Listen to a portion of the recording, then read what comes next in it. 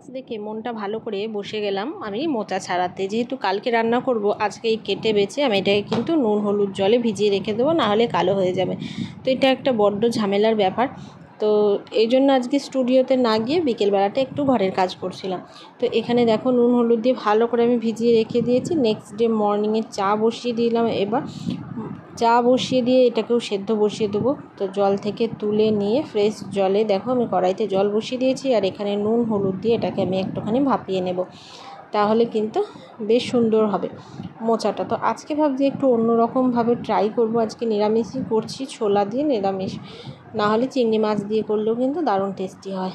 তো রেসিপিটা এই ব্লগের মধ্যে তোমাদের সাথে শেয়ার করতে পারলাম না, নেক্সটে শেয়ার করে দেবো।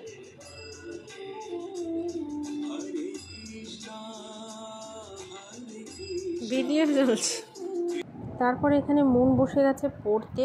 তো ও লিখছে প্যারাগ্রাফ, আমি যাই আমার কাজে, ওর কাজ করুক। তারপর আমি চলে গেলাম রান্নাঘরে মোচাটা আগে বসিয়ে দেব, তারপরে অন্য রান্না করব। এখানে আলুটা ভেজে নিলাম, মশলা কষিয়ে দিলাম। ওই যে বললাম আজকে অন্যরকমভাবে মানে আমি ট্রাই করব একটু মোচাটা। তো অবশ্যই খেয়ে জানাবো আমি, কারণ তোমরা তো আর খেতে পারছো না, আমি খেয়ে জানাবো যে ভালো হয়েছিল নাকি। তো এখানে দেখো আমার সমস্ত মশলাটা কষে গেছে, আর তোমরা এখানে দেখতেই পাচ্ছ তেল ছেড়ে দিয়েছে। এরপরে মোচাটাকে দিয়ে আমি ভালো করে কষিয়ে রান্না করে নেব। আর আমার এই ছোট্ট ব্লগগুলো তোমাদের কেমন লাগছে অবশ্যই জানিও। ভালো লাগলে কিন্তু একটা লাইক কমেন্ট করতে ভুলো না। এখানে দেখো সমস্ত কিছু কষিয়ে আমি মোচাটাকে দিয়ে দিয়েছি। আর রেসিপিটার জন্য তোমরা কিন্তু অবশ্যই মানে অপেক্ষা করো, আমি রেসিপিটাও তোমাদের সাথে শেয়ার করব, তোমরাও অবশ্যই বানিয়ে খেয়ে দেখো। আর এখানে দেখো মুনও স্কুলে যাওয়ার জন্য খাওয়া দাওয়া কমপ্লিট, আর কথা বলতে বলতে এখানে আমার মোচাও কমপ্লিট। তো দেখো সুন্দরভাবে কিন্তু মোচাটা হয়ে গেছে। এবার এখানে একটু আমরা পাগলামি করে নিচ্ছি, কারণ চুল বাঁধতে হবে, স্কুলে পাঠাবো। তো এখন রান্নাবান্না স্টপ রেখে আমি চলে এসেছি ওকে গোছাতে। তো মোটামুটি ও নিজে রেডি হয়ে যায়, চুলটা আমি বেঁধে দিই, কারণ এখনও বাঁধতে পারে না। তো এখানে দেখো ওকে রেডি করে দিয়েছি।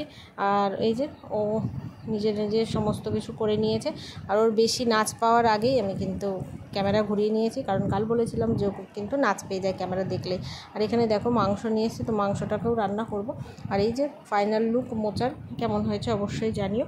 তো এরপরে আমি কিন্তু সমস্ত কিছু মশলা করে মাংস বসিয়ে দেবো। তো আমার ভিডিওটা আজকের মতো এটুকুই, দেখা হবে কালকে আবার নতুন একটা ব্লগে। তোমাদের কেমন লাগছে অবশ্যই জানিও। রোজ একটু আলাদা রকম কিছু দেওয়ার চেষ্টা করছি। আবার দেখা হবে কালকে, বাই।